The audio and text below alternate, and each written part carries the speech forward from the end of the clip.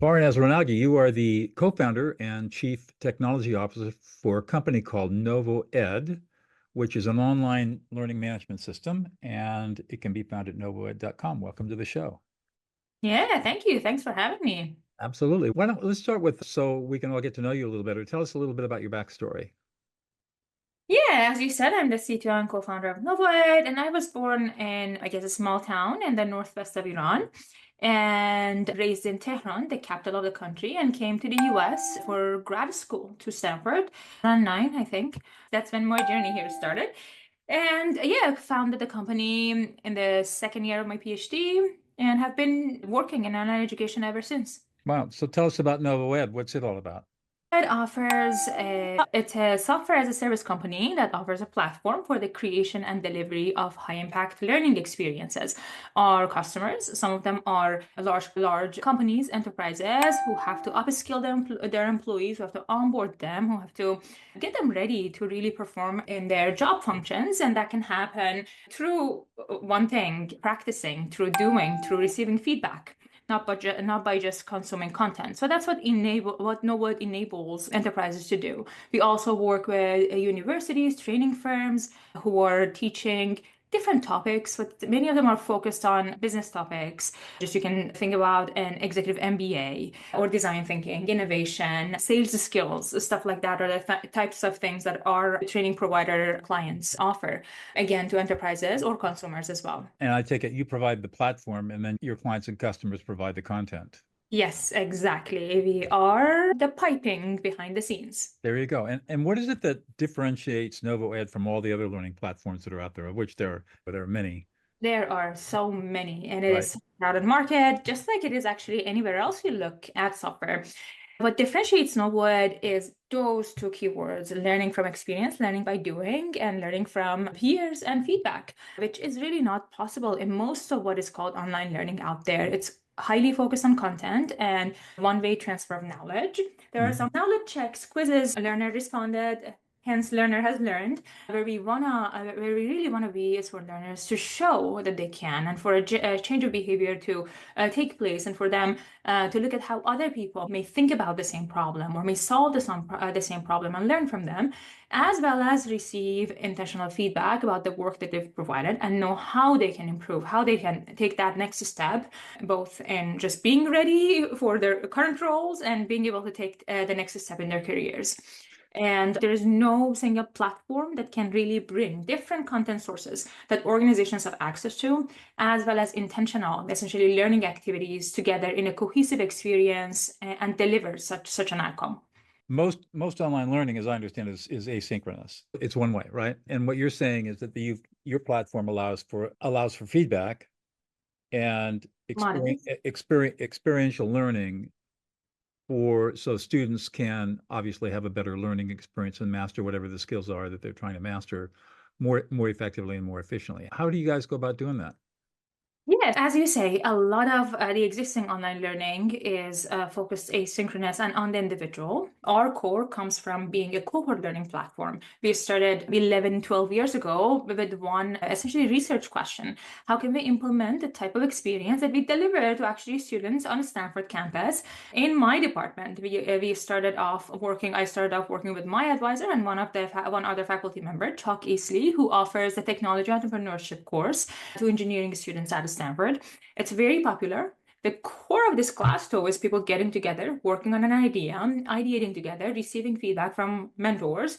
And the initial point of our technology is really that experiment. Can one do that online with people dispersed all over the world? Can we form effective teams? Can we have them collaborate with each other? And can we get something tangible built as a result of the work that they do together? And the answer to those was yes and yes. And of course, the scale at which that happens was different. So we had a lot more people who signed up than the people who did something in the course, than the people who actually turned around and created a small company out of the work that they were doing together in the capacity of the course. And since then, we have been working at that and changing the technology to meet the needs of L&D professionals, while cohort learning or learning together is one of the best ways to learn. It's also, it comes with a lot of overhead for learning and development departments. And what we do is that we just work on removing that overhead and helping them offer this kind of learning, which is effective, not based on our words or our research, but based on 110, 20 years of written educational philosophy from John Dewey onwards, and research that's been done outside of us, but do it at a scale. You've been at this now. You obviously spent probably at least 5 years on your PhD, and that evolved into NovoEd. You've been doing this now for what, 15 years, probably? More like 12, yes, but Okay, yeah. 12 years. What is it that gets you up in the morning and gets you really excited to go to work? First of all, our work by nature is just meaningful. It's about education. I get to see the fact that people who are taking courses from our providers, and back then it used to be more directly from us, are getting the benefit. They're excited about how they are changing their lives with the learning that happens on the platform. And these days, while we're farther away from that direct cycle of impact on the learner, on the individual, we know what we're enabling for organizations. It is rarely said and rarely highlighted. However, most of the development budgets in organizations are spent in the top small percentage of employees in the organizations, because a lot of them are spent on more expensive coaching opportunities, expensive executive courses, etc. What we enable enterprises to do is to expand high impact learning experiences across the different tiers of the organization, and really go from offering, for example, as an example, leadership development is one of the types of development opportunities most organizations provide. The great leadership development oftentimes is offered to the high potential managers, the top tier of leadership. However, we are enabling several of our large clients in hospitality, in financial services, in pharmaceuticals, to take that kind of leadership development experience, offer it to all of their media managers, to offer different flavors of it to their first-time managers. And that's the impact that gets me up and going every morning, solving problems and figuring out how we can truly show up for our customers and enable them best. And what exactly is your day-to-day role as the Chief Technology Officer? That as a founder, and I think many founders know this without me saying it, the job changes Every every few day. quarters or so. I wouldn't say every day, but every few quarters or so. So the answer is different by every time. However, at this point, I own our product vision and work with our product team directly on what our objectives are and what we are prioritizing, what are the reasons for that. And I also work with our AI engineers, directly work with me. So AI is everywhere. Of course, it is part of my work as well. And most of my day-to-day are those two groups of people. And sometimes I'm also involved in where my training is, which is a computer science, back-end engineering. So scaling infrastructure, those sometimes come into my weeks as well, and they are a joy to do. So How is AI affecting your business? first of all, the same way that, say, 20 years ago, cloud was happening and starting companies was becoming much easier. You can get up a technology up and running much faster than days of on-premise and days that infrastructure was just hefty investment. AI is becoming just like that. So it's becoming part of everyone's basically technology stack for offering value to clients. And on our end, what we want to be able to do for our clients is, first of all, we want to be the place that not just that they build, they prototype, they create different ideas, and they find the right type of offering for their audiences. So in creation of learning activities, in just inspiring and enabling that to be much faster and also better, as well as running cohort learning. There is so many things that I can help over there. There are just repetitive necessary tasks that our clients who are in the roles of supporting these programs in L&D teams or in training firms have to take, from sending nudges to learner support. Humans, we can read, but we don't read. There are a lot of questions that are answered, for example, in learning content that learners bring to the teaching staff and ask them. Those are examples of potentially lower value but extremely necessary activities that L&D professionals have to involve themselves with, that we are hoping to offload to AI and augment essentially their work. So you have AI built into your platform so that it can help generate content for your clients and provides an interactive experience for the learners.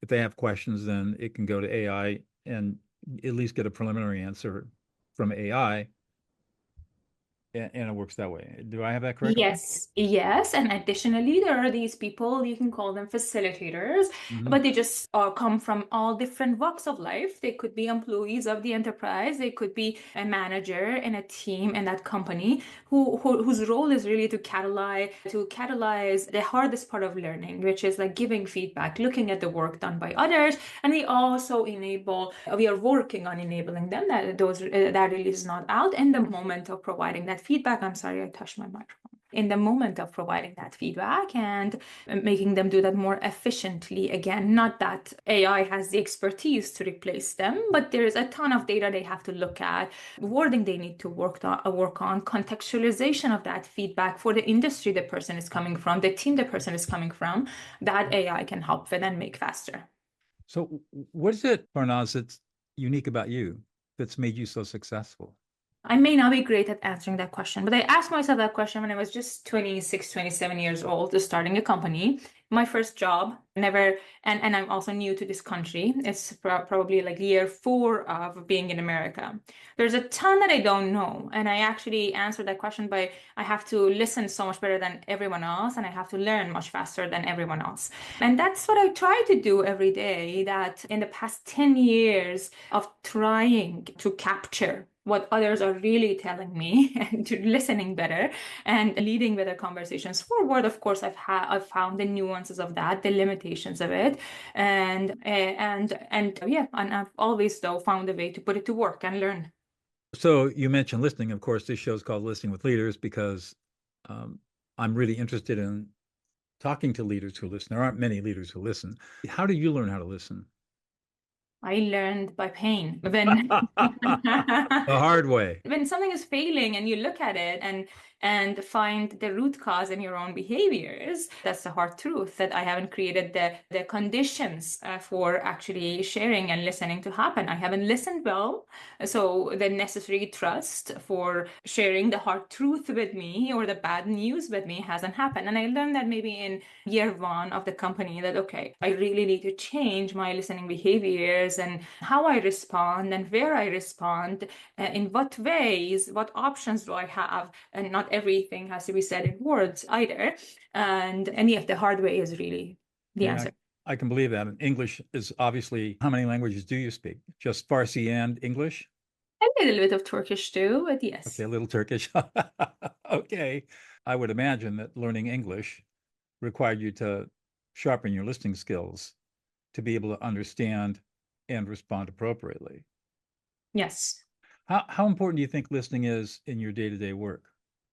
Extremely important. I actually think that, and the position that I am, I'm sometimes far removed from the core of the problem.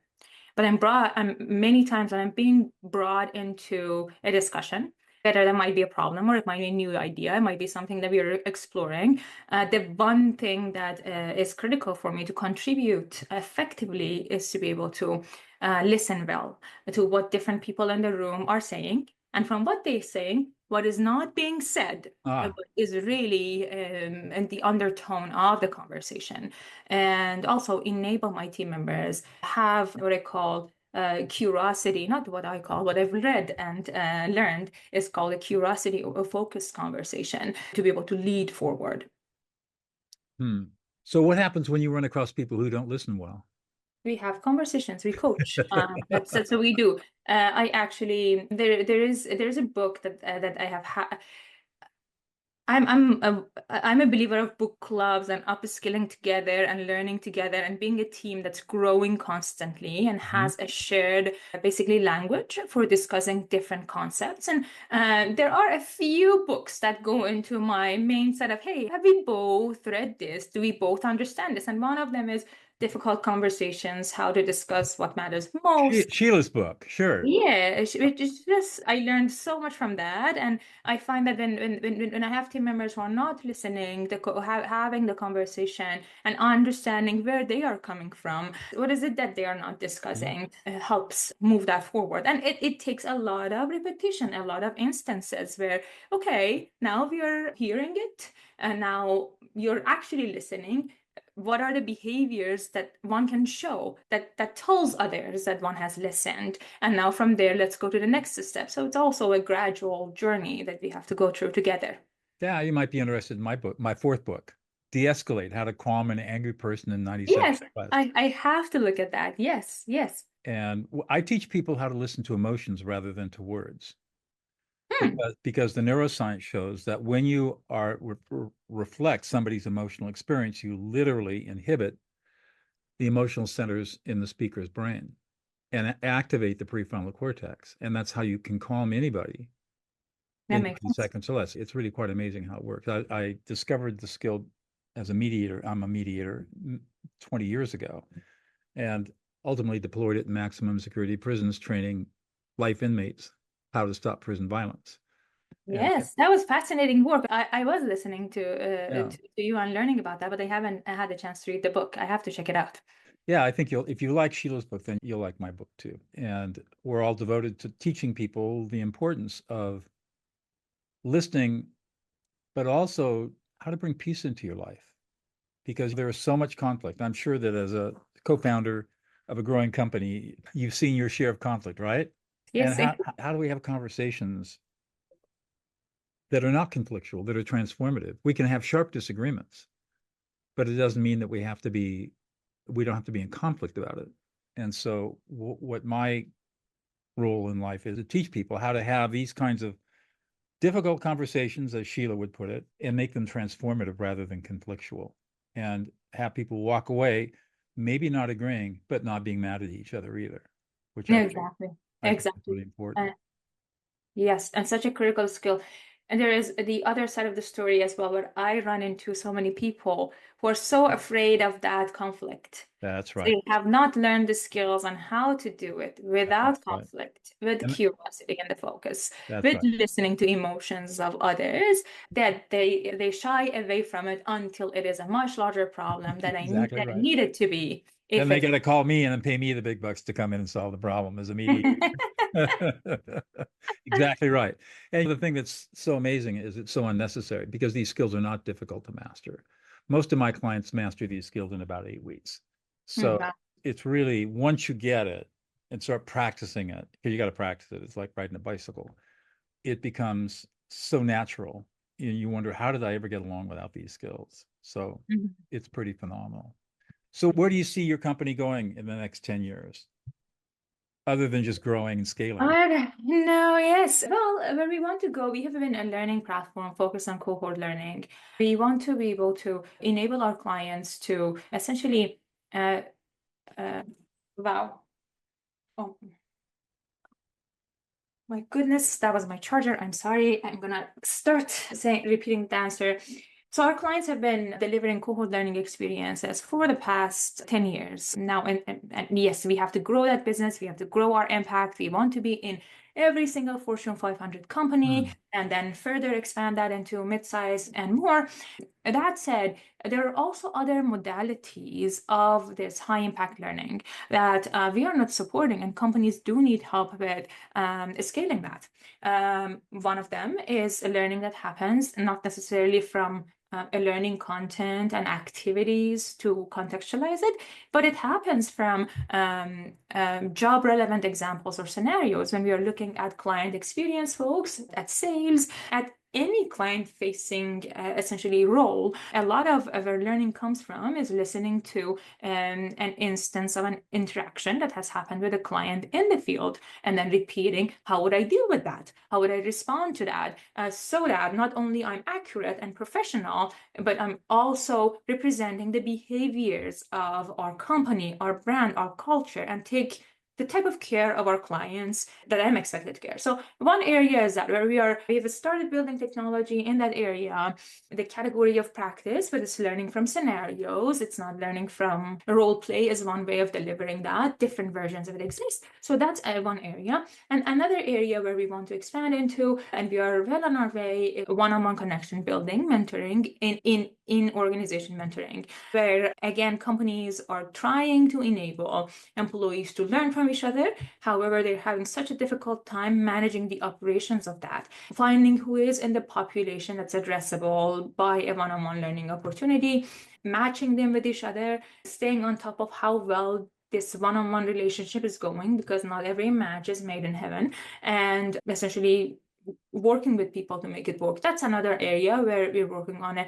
mentoring software with Mentor Plus, its current name, with Learn Plus and Practice Plus, that are going to come to life next year and are going to be part of our focus to actually be a talent development platform for different modalities of high impact learning, whether it is happening in one-on-one from scenarios or in content focused experiences, as well as there's a lot of room for innovation for us to enable learners learn without L&D teams having to sit and craft these learning sequences, and tapping into personalization and AI, putting those building blocks, the Lego pieces that L&D teams have created together into a different shape that delivers on a learning outcome of this specific individual. Wow. So you got your work cut out for you. Yes. Yeah. Yes. So one more question for Naz, and I'll let you go. What's one thing about yourself that we would never know about unless you revealed it to us? The one thing about myself, such a difficult one to answer. I think I come off as very confident and very sure about the decisions that I make to everyone. And if people didn't know how much of the uncertainties, the concerns that they may have, I do have as well, but I'm just processing them in a different place. Maybe that's one. Are you an introvert or an extrovert? Well, to extroverts, I'm an introvert. To introverts, I'm an extrovert. So it changes by day and by the audience. There you go. Thank you so much for joining me today. I really enjoyed our conversation. Yeah, same here. Thank you so much for the opportunity. You're welcome.